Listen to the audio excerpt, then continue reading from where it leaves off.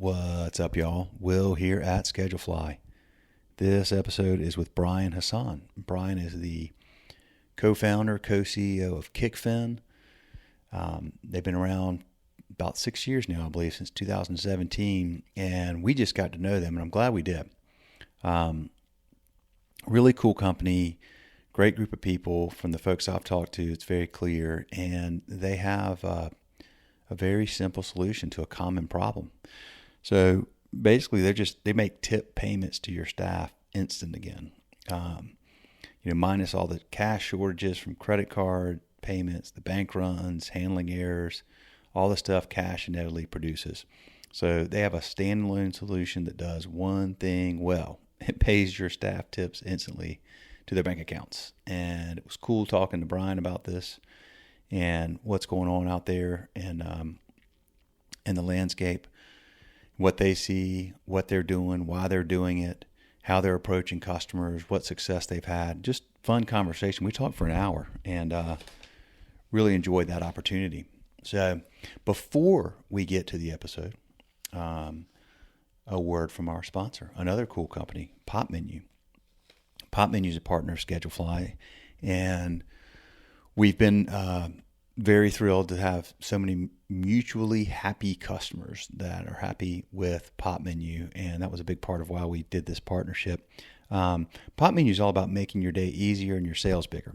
They'll simplify your marketing operations, bring in more guests, and capture customer data for personalized remarketing to keep them coming back. With one super simple to use platform that integrates with most point of sales like Toast and Square and a number of others, Pop Menu starts with a beautifully designed, easy to update, interactive menu that transforms the guest experience online.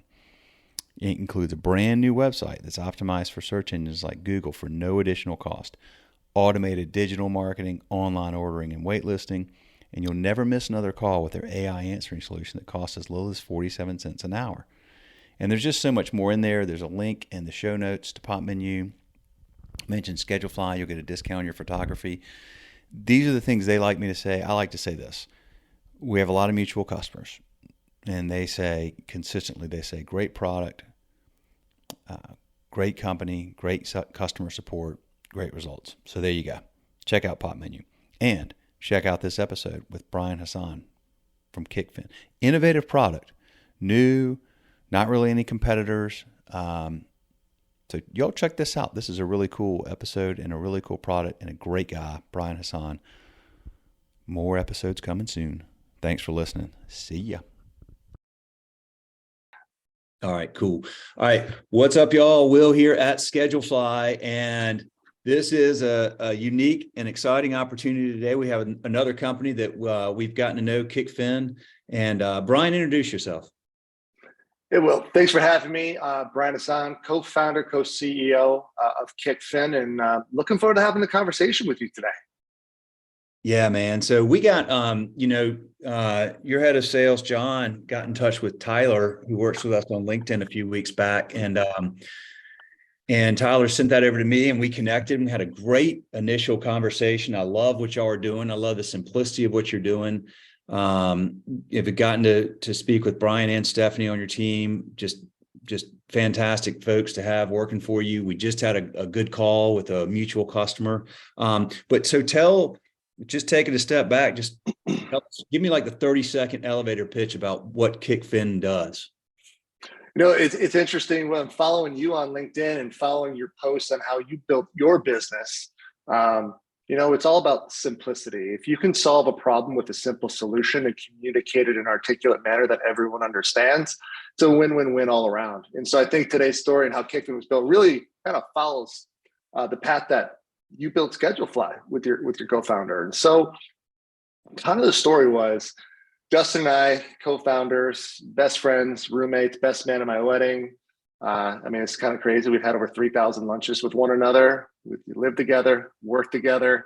So I guess we could tolerate each other, yin and yang, if you will. And so we actually met selling payroll at ADP, door to door. And interestingly enough, I know that, Will, you sold your previous entity. You're actually provided the sales software that ADP used back when we were selling. Yep. So that's crazy coincidence. met someone at ADP, left ADP, and we saw an opportunity to start an insurance technology firm. And so we did that. We bootstrapped it. We said, hey, listen, let's kind of build this off the sweat off of our own backs. And the interesting part about that is when you're carrying the bag and you're the Swiss Army knife of the business, it forces you to really fast track your learning in sales, operations, finance, and everything that you may or may not be comfortable with. Yeah. So we built that company, we scaled it, and we sold it in 2015 to private equity. So it was a nice win for us. We're in our early 30s, and we said, it was a terrific experience. You don't hear many times where founders come in and bootstrap a business and have that sort of an outcome. So we're pumped about it. But at the same time, sitting in San Francisco, early 30s, some gas is left in the tank here. It's got to do something else. No idea what the heck that is. But, best ideas come over wine and beer and a good meal. So we're having wine at a restaurant in San Francisco.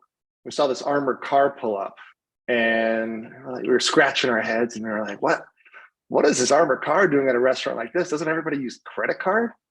And the bartender told us, he goes, it's not to pick up cash. The armored car is here to deliver cash. And we said, for what? We said, to tip out our team. And I looked at him, and this is my ADP background. And I said, well, why don't you just put tips on payroll if you don't have enough cash? He goes, they put tips on payroll. I'm walking right across the street and getting paid. I'm at that restaurant. And so that was back in 2017, and the light bulb went off, and we said, I think we found a problem. Now let's see if we can come up with a solution here. Love it. So, okay. So you guys, you've got people that are getting tipped in cash. Yep. Explain that process. Just talk through the process of how it typically is at a restaurant and what you would do to solve that. So what's interesting is, let's talk about uncovering the problem. So, the typical San Francisco venture-backed startup builds solution. They look for problems. For us, we're all about field testing. Let's understand. Let's not just see that there is a problem. Let's understand the problem. Let's see if it's repeatable and see if it is in different markets across different sizes. And so the question that we asked was, first, how are you tipping out your staff at the end of their shift?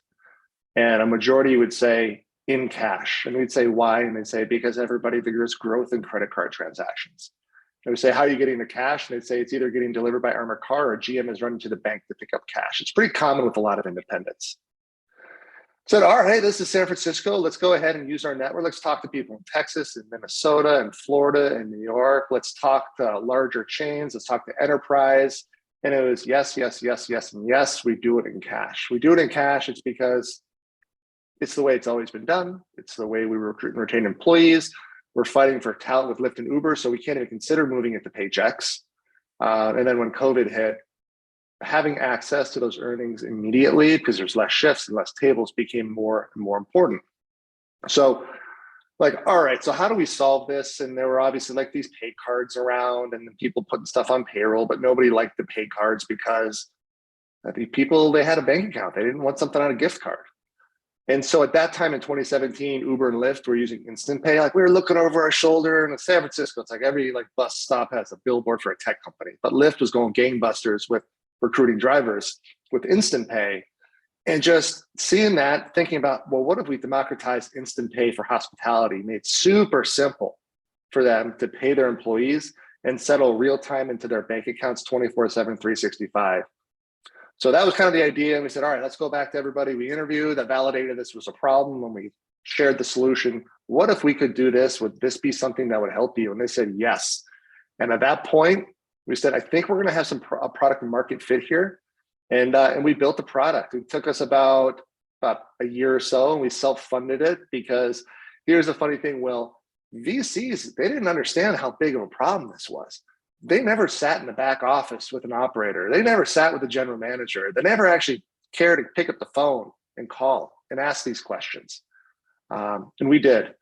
And so we built the product. We brought it to market. And then funny enough, as a result, Loomis, the largest cash delivery company in the United States, said, the future is digitizing cash. We believe you guys are the market leaders, and they invested in our company back in 2020. Loomis did. Yeah, it was crazy. That's awesome. Did you call them and tell them what you were doing? So here's the thing, like Loomis, I mean, of those in the cash and transit business, cash delivery business, they're certainly the most forward thinking and progressive. They had this initiative internally to say, hey, we got to sell this thing called a smart safe. And a smart safe is this box that goes in the back office. You feed it cash and it credits your bank account the next day. The hard part for them was they couldn't sell it into full service restaurants and bars because there wasn't a surplus of cash. They had to deliver cash. So there's no need for this box. And they wanted to deploy this box because it had larger margins, larger contract values when delivering cash was a race to zero. So we chatted with their BD team and their strategy team, and we said, well, what if you led with Kickfin, you digitize cash payouts? You're going to lose the CIT cash delivery business, but it's going to enable you to sell these boxes.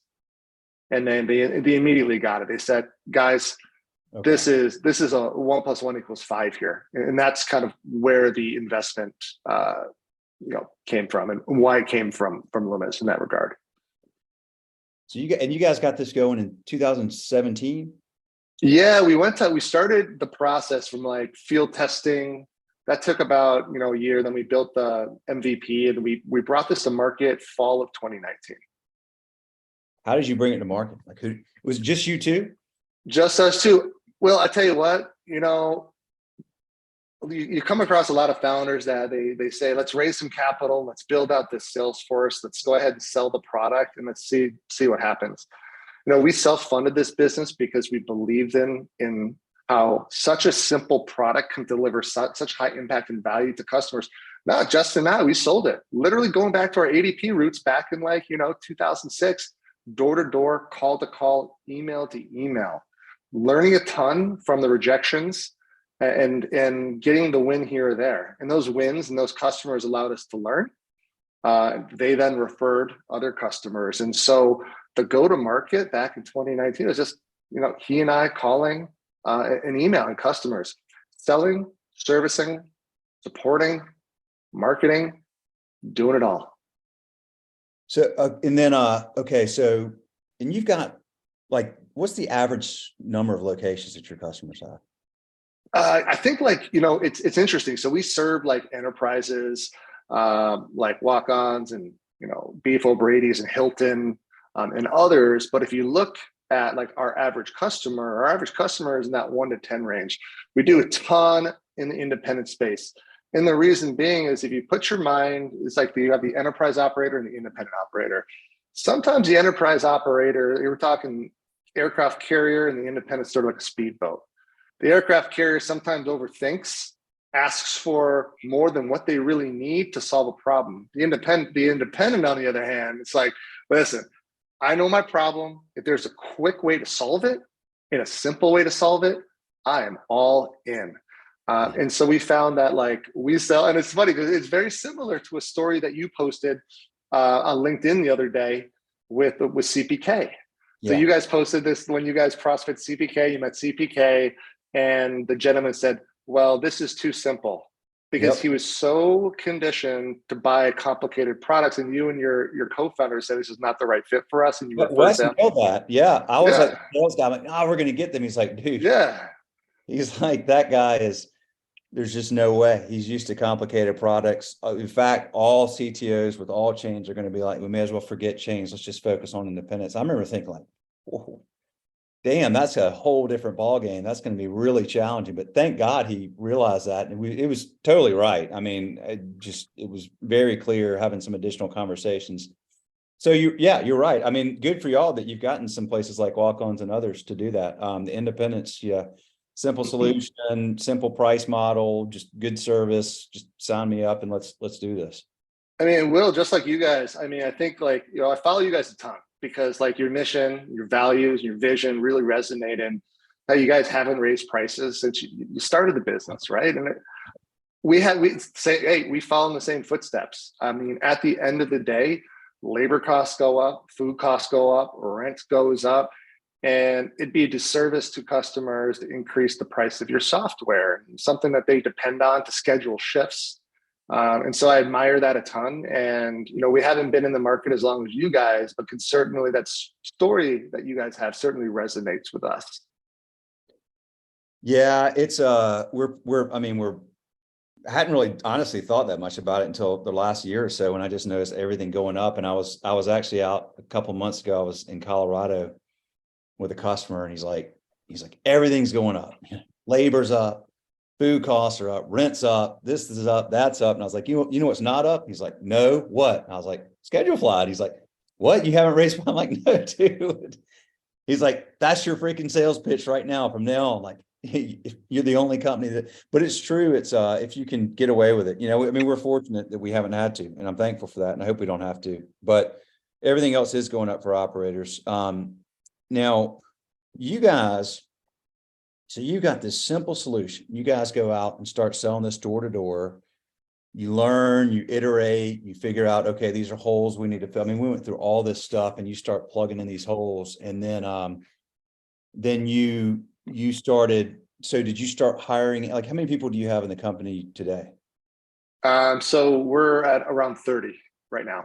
30. Okay. You got more than that's awesome. Okay. Yeah. Yeah. So I would say we're on the engineering. The engineering team is represented. We got on the engineering side, 12 of the 30 are in-house engineers. Okay. So the sales team, we've got VP of sales, and then 8 account execs underneath. And Justin and I still do founder-led, enterprise sales. And because, I mean, probably like you guys, it's kind of hard to get away from, pitching the product. We love it so much. I never will. And then, yeah, it's just like when you believe in something and you're passionate about it, and the brand and like what you're delivering to customers. And I mean, at the end of the day too, the great part about like selling the hospitality is, I think about myself, we go out to dinner every Saturday night. We go to a new restaurant here. I live in Austin.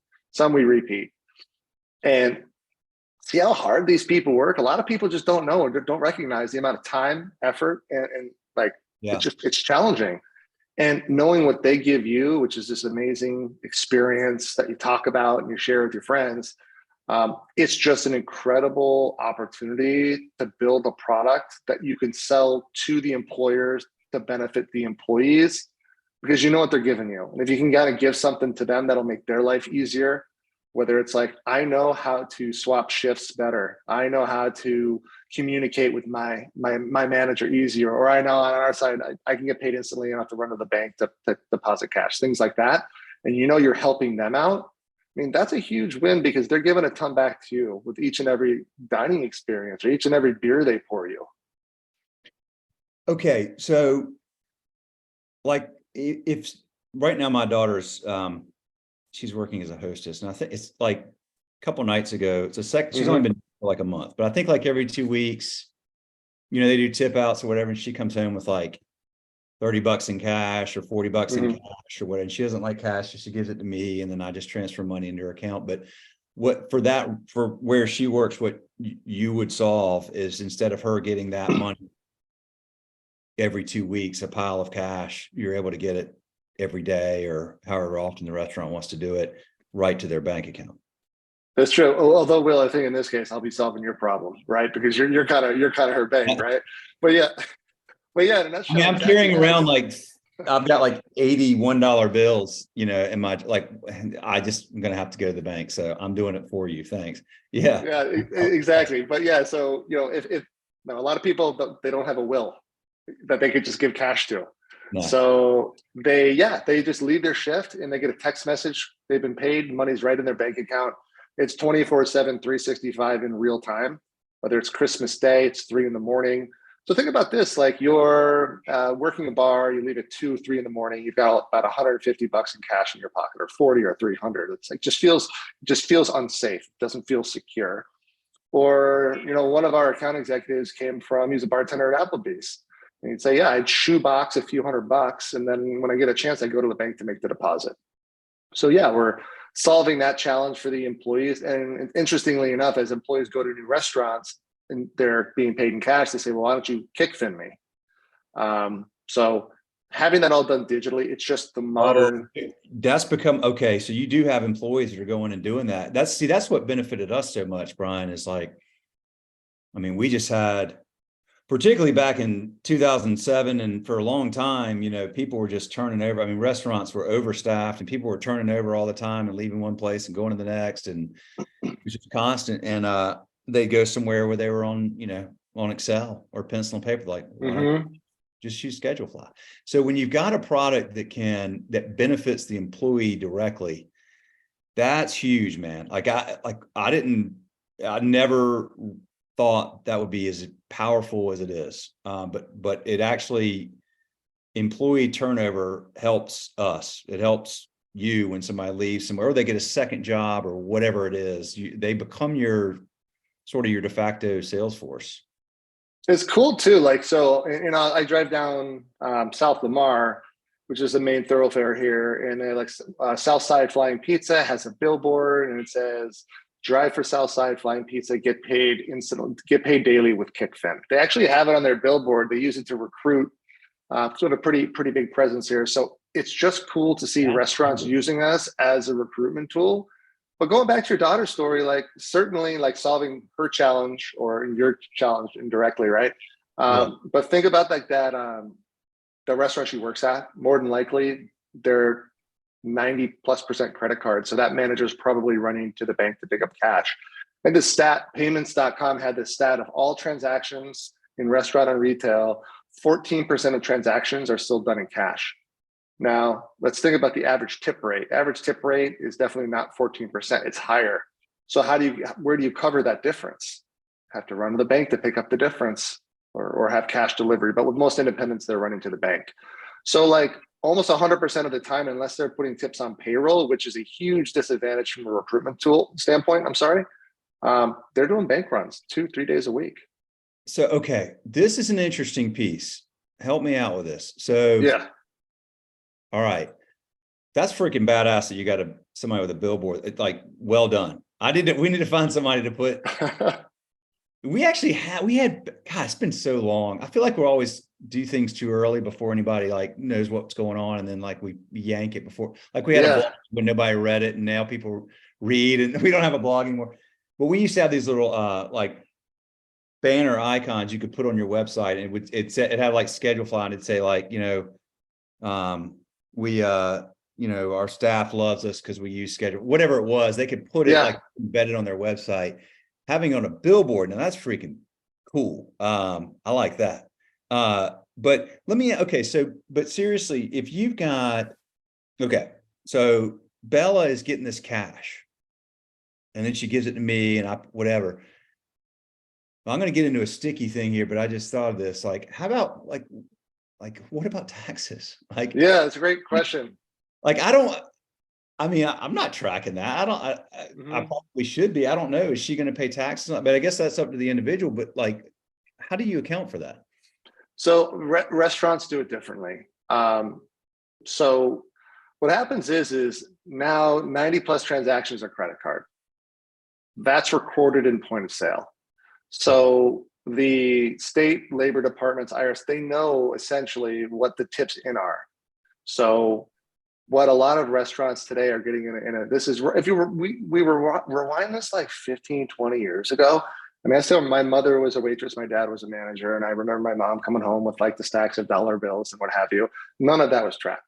But people were paying in cash. There's no bank runs being done. Kickfin would not even be a valuable solution at that point in time. But now the transactions are in point of sale, tips in and recorded. And so restaurateurs are becoming more and more concerned with being compliant and having them report. In fact, the IRS had released something as of recent where, because point of sale has enabled tipping, the IRS wants money. They're going to start investing time and resources into enforcing taxes on tips.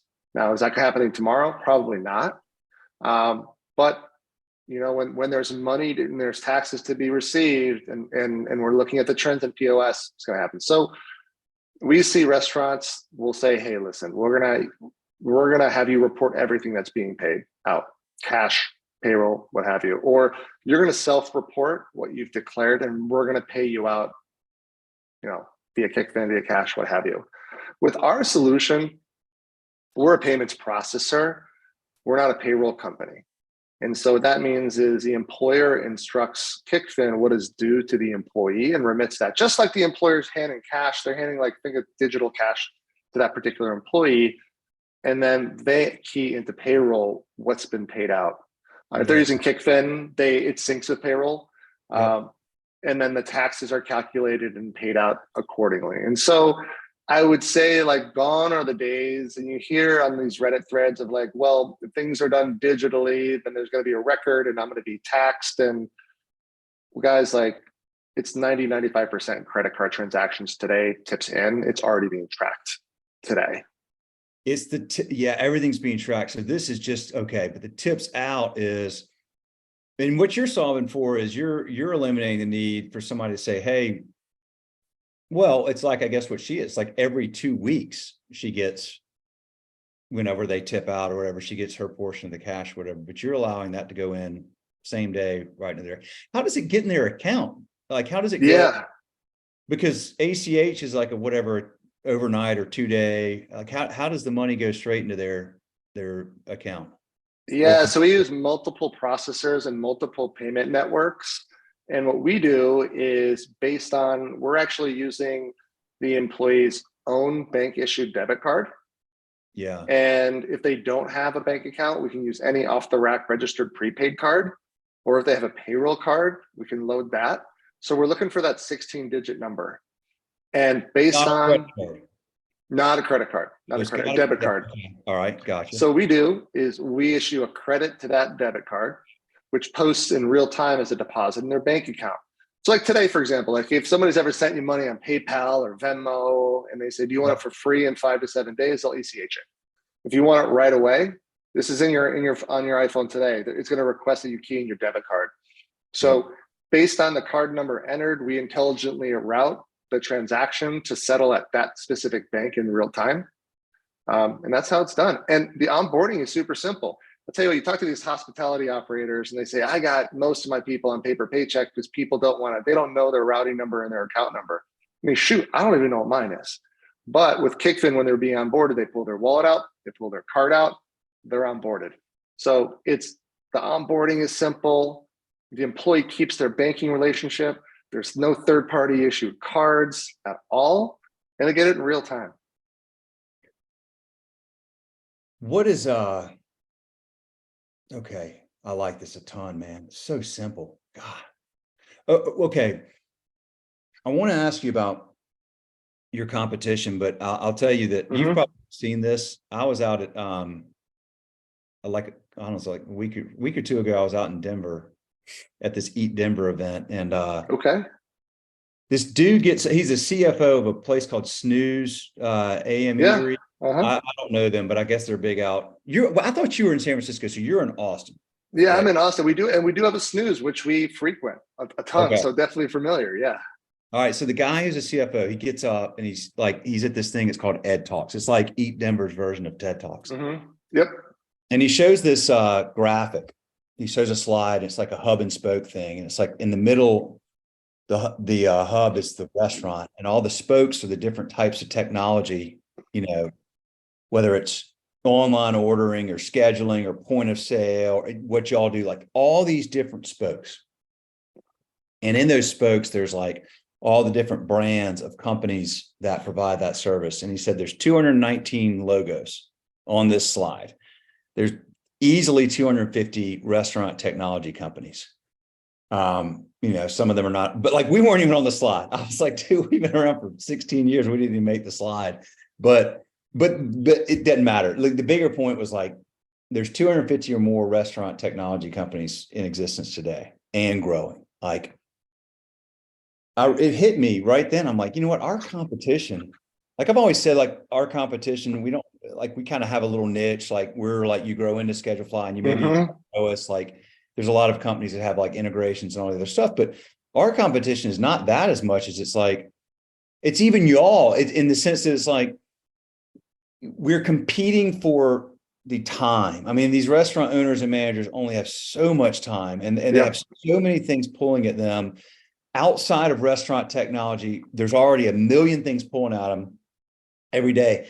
Then you add in 250 potential, salespeople that might call on them on any given day trying to sell their technology. Like, how in the hell do you compete, with all that noise? And how do you like raise the signal that like, hey, I've got this simple solution? And then like when you get them to get to the point where they're like, okay, we need to solve for scheduling, like, okay, Yep. well, there's 30 scheduling companies now. How do I figure out which one? Do you guys have a lot of competitors that are doing what you do? Because I haven't come across, and maybe there are, I don't know, but Yep. it seems like you have Yeah. a unique solution. So I'm going to tell you, I wasn't at that food festival. I'm going to have to check it out next time, but I just can guarantee we were not on that either. And the reason we were likely not on that is we're creating a new category here. Yeah, there's no spoke. There isn't a spoke in that wheel for what y'all. Okay, that's great. Yeah. So we're creating a new category. So when you look at like competitors in the space, competitors in the space are, I mean, our biggest competitor, honestly, it's a brick of cash and like six pieces of steel, which is a safe. That's our competition. In other cases, we come across like pay cards. Like, hey, we're going to give you this card. We'll put digital tips on this third-party issued card. But there's not a ton of, you see adoption by like Darden and bigger like massive enterprise brands because they were early adopters of digitizing tips, and the only solution was like a third-party issued debit card. If you look at the modern workforce and you think like Venmo, Square, Cash App, and PayPal, people want it in their own bank account now, and Zelle, they're aware of these solutions that can deliver it. They don't want to be forced into a card. And so we see these third-party issued pay cards, typically in like with legacy entities like Darden. We do see some new entrants that are saying, hey, if you Google digital tips, like first question you should ask is, are you going to have to make my employees like put it on a card? And here's why these cards are the solution these software companies bring to market. They're stupid simple to set up. Literally, you literally can build a card program in like 2 weeks. Now, simplicity. Now, number two is they monetize it through all these hidden fees. Oh, you can only go to this ATM. And if you don't, it's $3.50. Oh, you can only transfer money off this card twice a month. And if you don't, it's a few bucks. Oh, you can. And it's like, my God, you're putting a lion's share of my earnings. If you think of a tipped employee, 70% of their earnings are tips. You're putting 70% of my earnings on a gift card and not on my Bank of America account. So you'll see now some of these newer entrants in market saying, we'll do digital tips, but you got to have it on this card. Now, that's kind of like competition in the digital space. Now, Kickfin, we said that nobody, if you took some time to actually talk to an employee, if you took some time to talk to an operator, the operator doesn't want to manage a card program, and the employee doesn't want another bank. It's not even a banking relationship. It's like a gift card. What they want is money streamed in real time to their own bank account, where they pay their bills, where things are auto debited. And so when we look at competition, brick of cash, analog safe is the vast majority. Visa had commented on their earnings call, Q3 earnings call last year, it's 90% of hospitality outlets are still doing it in cash, followed by legacy and some newer entrants with card solutions. And then there's Kickfin. There probably will be some other companies out there in the space streaming in real time to employee bank accounts as like an add-on service, but this is our core product. This is the product that we're experts in from a compliance standpoint. We pay hundreds of thousands of employees every single month this way, so we have the experience, and we work with brands all the way from independents to like large enterprises. So in terms of like the scope of customers we deal with, it's quite broad. But yeah, to answer your question, brick of cash and analog safe, it's probably why it's a new category. It's probably why there's no spoke on there, because the safe really isn't technology. You're adding another spoke, man. Darn it. There's one more spoke. Well, but it does get to the point though that, okay, so it's good to be the only one in that spoke, but it's still a challenge. Like it's really fascinating to me. I've spent a lot of time thinking about this. How do you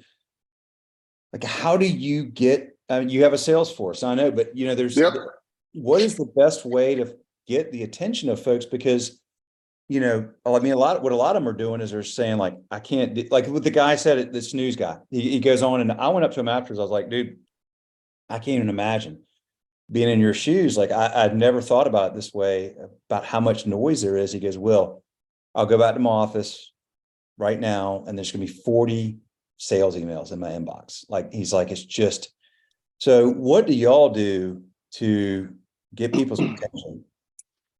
Yeah, so there a ton. So we look at our marketing team. We drive a ton inbound. So we obviously do paid ads in a limited capacity, but we do a ton on the organic side. And so what that means is Kickfin, we have and will continue to be a thought leader in the space. So when you're searching for anything related to tip laws by municipality, by state, if you're searching for anything that has to do with digital tip outs, or you just want to read some really great interviews with some hospitality leaders, we want to be the source of truth for that. So a ton of inbound comes through thought leadership on the subject matter. We do a ton with events, like for example, last year at FS Tech, and we'll be doing it again here at this upcoming FS Tech. We did a panel on digital tipping where we bring in thought leaders. It's not a Kickfin sales pitch. It's literally interviewing. Like last year, we had Beef O'Brady's Brass Tap, Walk-Ons, and Rock and Roll Sushi on a panel, just talking about how they looked at digital tipping. So a ton of that. Like, and on the outreach, it's just creating cadences, whether they be through LinkedIn, email, phone touches, but not generic. At the end of the day, of those 40 emails, I guarantee all 40 are like mail merge generic emails where they didn't take the opportunity to get to know snooze. They haven't dined there. They don't know about the employees. And I think it's important to just take a lot of sales organizations measure like your outreach. Oh, you got your 1,000 emails out today. Congratulations. I prefer 100 emails out that had a touch of personalization because the open rates are significantly higher. Yep. Challenge is here is a lot of these very largely capitalized venture capitalized companies that have raised like 50, 100, 150. They have such lofty and unrealistic revenue goals that it's really spray and pray. Let's throw as many bodies at this as possible, setting out the same generic message, and let's see if it resonates. It might work in different segments, but in the hospitality segment, it's not going to work that way. It's not a numbers game. It's a quality game. Understand your ICP, go after that ICP or ideal customer persona, and spend some time getting to know the brand before you reach out. You'll have a lot more sane workforce in that case. And so that's how we've gone to market and continue to go to market, is a ton on like thought leadership and a ton on like really personalized outreach by our sales team. And how large is your sales team? 10? We've got 9. 9. Okay. So they're doing John runs that team. John runs the team. Yep. John's awesome. Yeah, it's a good. Hey, we're lucky. We talked about that before we were like officially recording, but I'll bring it back up. I think he's fantastic. Really impressed with him. He's a great guy. Actually, I want to give him a little shout out. They had the American Business Awards, and he won the bronze for best sales training program in the United States 2023. Really? So yeah, so the guy is an outstanding leader, an outstanding coach, and I think it's important. I mean, you know this with your team. It's the best. I think the best leaders know what can listen, know what their gaps are, know where there are learning opportunities, and you surround yourself by individuals that are way better than you are, whether it be at sales, marketing, ops, what have you. And every day that we have an opportunity to chat with him or chat with our ops team, marketing team, is an opportunity to learn, to grow. And so we've been lucky to have him. The teams learned a ton, and the leadership teams learned a ton from him as well. And so we're just getting started. I think he's been with us since July, August of last year. So big things to come. He's actually at the restaurant and bar show right now in Vegas. Yeah, he's out. Is Stephanie out there as well, or was she? She's back in Florida right now. There is an account exec with them. One of our guys from California is going to be out there with them at the show. So what does that mean, account exec? So how much of your business is inbound and how much is it through proactive outbound? There's a bit split right down the middle. Account execs are our sales team, so they're going full cycle. So anything from like the initial like prospecting of the customer all the way to like closing the opportunity. And then here's the real difference maker. They actually work with our customer success team in facilitating a seamless implementation. So unlike a lot of software companies that say, boom, sold, hand out the support, you figure it out. This is like the stat that I'm most proud of is our churn. We have like our trailing 12-month churn is less than 5%. And so why that's the case, our customer success team kicks serious ass, but at the same time, there's a great coordination and relationship between sales and ops and implementation. Okay. And so when that customer is sold a product, they're handheld until the product is live. So they have that experience with Kickfin. And that certainly, I think, can attribute to why there's been such a low churn rate. I mean, sure, we're solving a massive problem, but the customer experience component, I mean, you know this, right? This is why you retain a ton of your customers is you're delivering a simple product to them, but they're having such an awesome experience working with you. And they also know if they have any problems, they know they can go to you and your team and it's going to be wrapped up and solved in a personalized manner. And so a lot of what you guys do, we like to emulate as well from a support standpoint.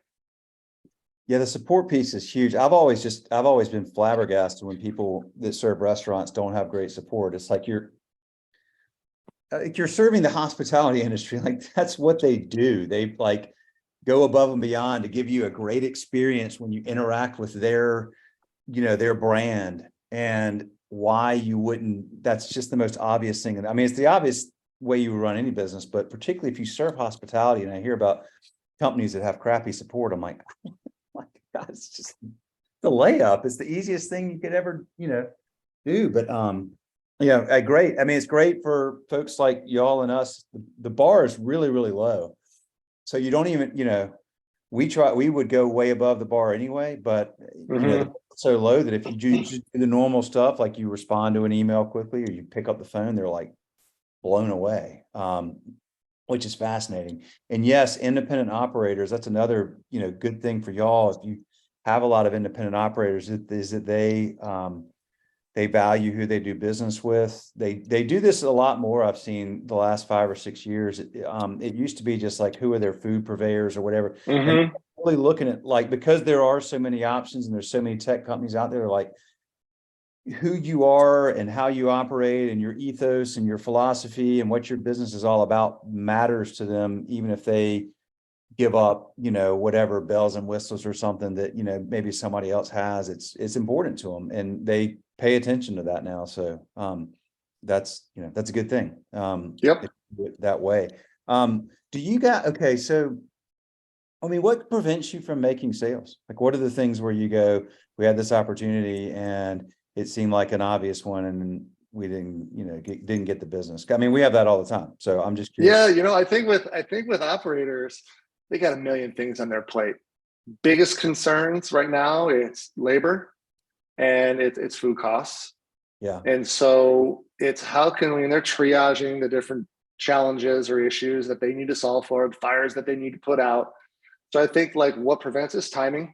Mostly it's how much time, how important is this to me? And do I have the time to deal with it right now? So our job is to educate them on, hey, we can have a direct impact on labor and we can give you more time because you're not having to run to the bank to pick up cash and count and sort cash. Some operators, they get it. Some, they get it, but they triage it down.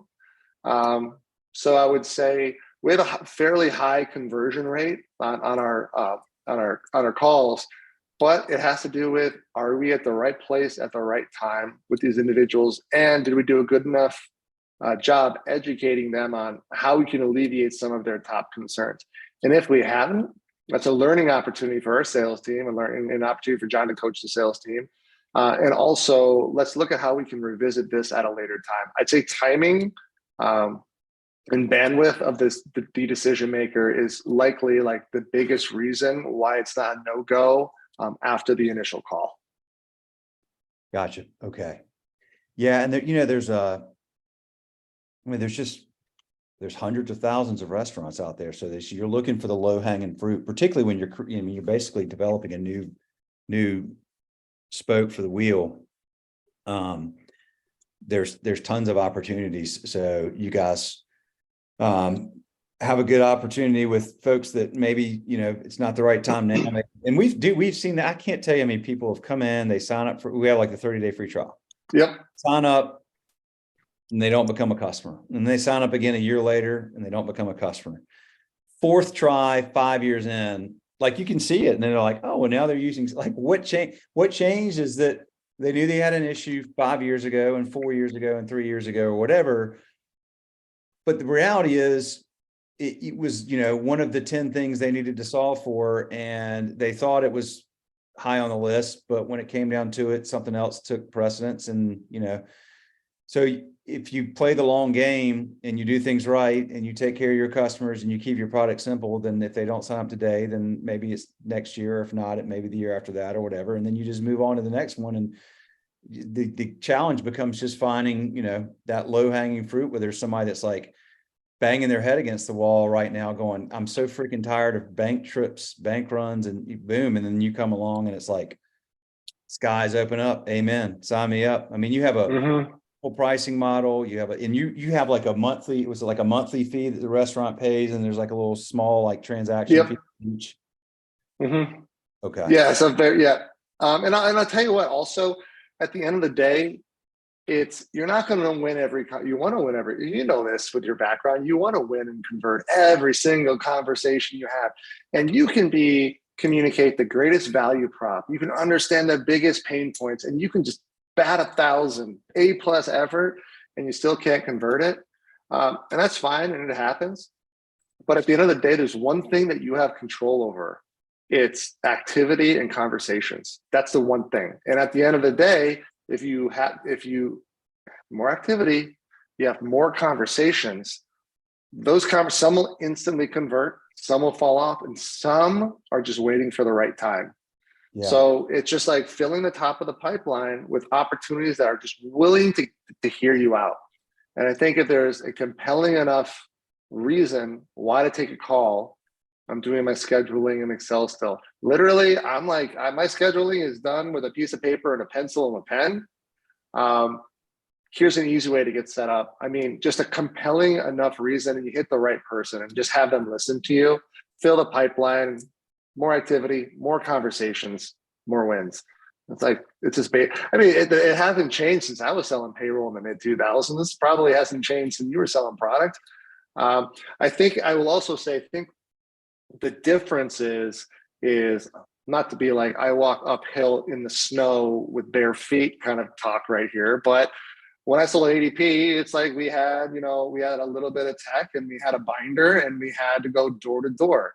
And I think now if you look at the modern sales force here, I think they've become so dependent upon like automated outreach and they're afraid to pick up the phone. They're afraid to make that call. They're hiding behind the screen. Yeah. However, if you kind of think about like, okay, everybody is doing outreach the same way. Well, think about it. Well, what if I just kind of like, we have this chart here. What if we go back? What if we start thinking about approaching them in a personalized manner, like we did kind of rewind? Now we'll be in the minority. Now we'll be able to differentiate a little bit. And so when we start talking about like connecting more conversations, more activity, like my advice to any sales team is stop being so like handicapped with all these sales tools that you have on your computer and think about what used to be the traditional means of outreach and start employing that and start testing that and actually start picking up the phone, start having conversations with individuals, not about your product, just about the industry as a whole, and stuff will come into you.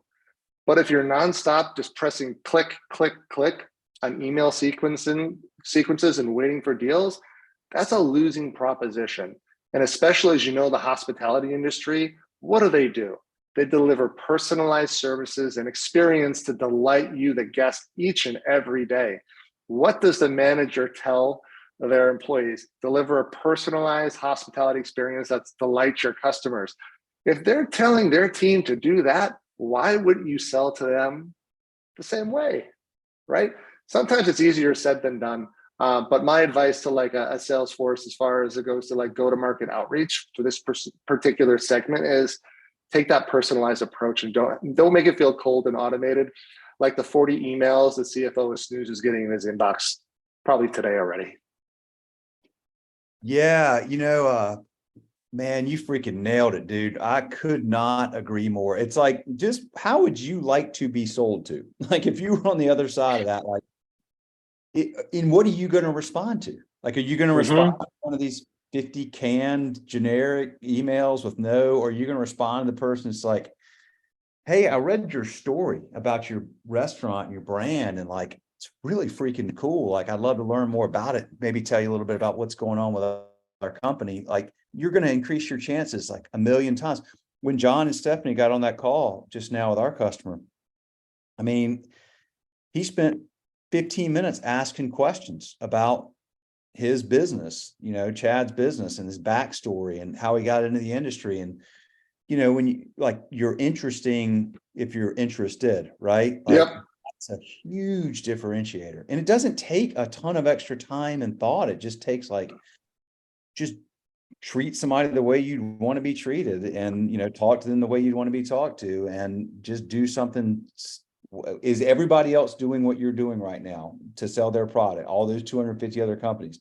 Well, then you probably need to find a little bit different way, because you really are. You're flat out competing with 250 other tech companies, and everyone is like trying to get in the door and get that person's attention. And so if they've got the Snooze guy's got 40 people that want to get his attention that day, he's going to maybe pick one. And how is he going to make that choice? It's not going to be random. It's going to be because that one is unique and different and meaningful and personalized. So, I mean, I'm with you, because you get these people. I mean, I get pitched to, they get you on the phone. There's no structure. It's a straight feature dump. It's a straight feature dump of the product. And I'm like, I can care less.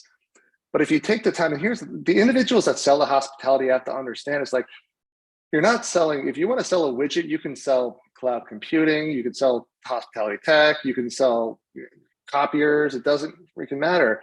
Like, if you're selling the hospitality to be successful, you have to be genuinely interested in hospitality. And I tell you what, when you had the first 5-10 minutes of a successful hospitality operator's ear, and we're going to learn a little bit about their background and why they got into the business and where they're looking to go. That shouldn't be looked at as, oh, here's an opportunity to build some rapport. That's so artificial. It should be, you have genuine interest, and they can tell. And it's like when you go sit down at a restaurant, you want to learn why did you pick the restaurant? Why are you there? Or you hear the waitress or the waiter or the bartender share the story about the restaurant. Like, that's pretty damn cool. You have an opportunity to do that with an operator in the first 5-10 minutes. So I just think selling in the hospitality is so damn cool, because they just deliver so much back to us, and if we have an opportunity to hear their story and help them out, pretty amazing opportunity. Well, I've really come to respect people that do this so much, way more than like when we first got into this. I bust tables one summer, and when I was like 15, and made salsa one summer and did some stuff, but I didn't get it. I mean, honestly, when we started, our background, my background was B2B sales, like 6-figure contract, and, with big corporations as our customers. And so that's why, like, we got on that plane and went out to see the CTO out there at California Pizza Kitchen. And that's what we thought I was going to be doing. It's like getting on planes and flying around and moving big deals. And we realized, I was like, what do we do now? And through creating content, books, podcasts, films, and all that, I mean, it's just, I started talking to all these owners, like sharing their stories. And it's just very quickly, I realized, like, holy crap, this is hard as shit to do this. Like, what they have to think about every day, and the things they have to get right, and the number of decisions they have to make on a daily basis. It's like overwhelming to me. And I felt like I could never do that. I'm like, I couldn't do this. So it just makes me super, just interested in learning from folks that do it well. And over the years, talking to all these folks, and I realize how much of this is a labor of love, how much passion goes into it. I mean, you're not, starting a burger and beer restaurant. I mean, some small percent will do this, but you're not starting it to scale it up and have some massive private equity exit. Like, you're starting it because you want to do something cool in your community, and you have, you like bringing people into your business and taking care of them and smile. And that's what, just yesterday, I was talking to an owner about that. I'm like, how do you deal with all this stuff? And he's like, well, I can deal with it because of all the smiles, like all the people come in that are happy, and it just balances all that out and then some.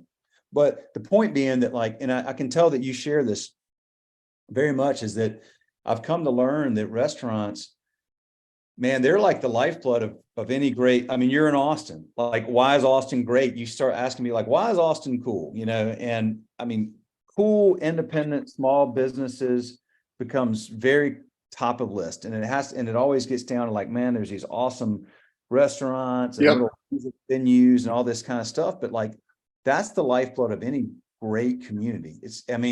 God bless, chains are great and they have their place, but, like, a cool town is not a cool town because Applebee's is there. It's cool because, there's all these, like, badass little unique independent places, restaurants and stuff. And so you're right. It's an honor to serve, and what they do is just fascinating. And they're neat, freaking incredible people with, like, great stories. And then you start realizing, like, you hear all this talk about diversity in the workplace and all this stuff. It's not forced in a restaurant. It doesn't have it is just there because it is the most meritocratic industry, period, end of story. I don't care where you're from, what school you went to, what color your skin is, how you identify, doesn't matter. Like, if you're going to show up here and work hard and take good care of our customers and be a good teammate, let's go, bring it on. And you have, you can take that as far as you want. And it can just be, I want to be a server the rest of my life, or it's, I'm going to go from busser to, host to server, bartender, manager, GM, own my place one day and then grow that to about, like, go for it. You can do that. No doubt about it. If you're willing to just do what it takes. I love it. Anyway, sorry. I get so fired up because I just think it's a cool industry. I can tell you do too, man. Agree. Love it. Well, man, Will, really, really appreciate the conversation today, getting to know you and been following you guys super closely over the past, like, month or two. And so a lot of the stories, I think, ahead of our conversation here off podcast, I was kind of sharing with you, is there's a ton of similarities in how you both founded Schedulefly and how Justin and I have founded Kickfin. And so I'm definitely looking forward to keeping our conversations going, seeing you guys around, and just genuinely appreciate you kind of hearing our story out above all. Yeah, absolutely. No doubt about it. I appreciate you taking the time to do this, and I want to respect your time. It looks like we're like an hour into this thing. I'd go all day. We do have a call with Hooters down in Florida on Friday. And looking forward to that. They're a long time, like, really good customer, total, like, a great example of, like, I'm sure they've been approached by every competitor we have. They have every reason to call us one day and be like, sorry, we've outgrown you or whatever. But, man, they just like keeping things simple, and they've been a customer for like, since early days, like 08, 09. So that's amazing. Candidate for y'all. You'll love it. I mean, love to talk to them. Yeah. Well, hey, man, I appreciate it. I'm going to get off at some point, hopefully this summer. And, but I won't do it unless I know you're going to be there, because I want to meet you when I come. I will 100% be there. Hands full of ice cold beers, live music in the background, and a plate of barbecue right in front of you. So, Will, count on that. 100% guarantee we'll make it happen. Let me know. And it's on. Thanks, Brian, man. I appreciate it, my friend. Good meeting you. For sure. You too. All right. See ya. All right. See ya.